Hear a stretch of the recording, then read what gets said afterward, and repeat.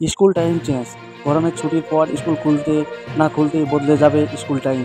বড় খবর দেখুন, স্কুল টাইম চেঞ্জ। 1.5 মাস পর স্কুল খুলেছে গরমের ছুটির পর, কিন্তু গরম কমেনি এক ফোঁটাও। উত্তরবঙ্গের বর্ষা এলেও কলকাতা সহ দক্ষিণবঙ্গে তীব্র গরম পড়ছে। এই মধ্যে গরমে স্কুলের সময় বদলানোর অনুমতি দিল স্কুল শিক্ষা দপ্তর। আচমকা আবার গরম পড়ায় নয়া সিদ্ধান্ত রাজ্য সরকারের।